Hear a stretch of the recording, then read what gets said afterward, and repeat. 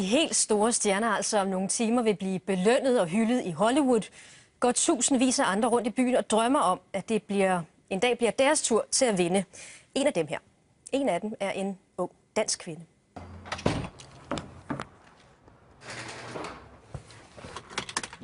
Når Natasja Guldbæk går ud af døren, ender hun på Sunset Boulevard. Jeg føler lidt, at vi bor i paradise. So, my cell is set. Det er Hollywood, der er hendes hjem. 21-årige Natasja Guldbæk fra Gribskov i Nordsjælland. Jeg var 17 år, da jeg kom over. Det var meget, meget ungt. Hvad sagde dine forældre til det? Wow. Hun deler den drøm, der får tusindvis af andre unge fra hele verden til at søge mod Los Angeles. Drømmen om at blive opdaget. Der er aldrig en dag, der er den samme.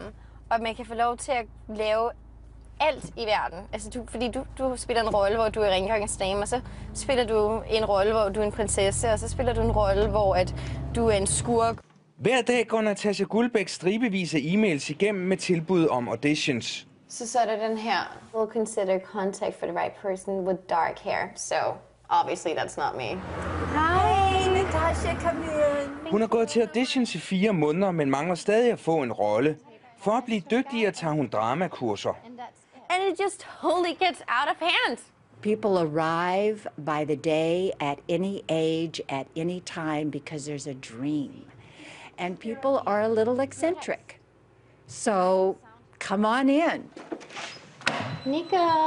Ligesom de andre med skuespildrømme tjener Natasja penge ved siden af hos en lokal ejendomsmægler. Use the setbacks 5 feet here. Men det er stadig drømmen om det store gennembrud, der trækker. Ultimative drøm er helt bestemt at stå med en Oscar. Do you think Natasja will make it? I do. I do because she's driven, because she wants to do it right, because she cares about all the aspects of the work. So I think she has a very good shot. Og derfor knokler og drømmer 21-årige Natasja Guldbæk videre. Jeg vil gerne være skuespiller, fordi jeg har altid været en skuespiller.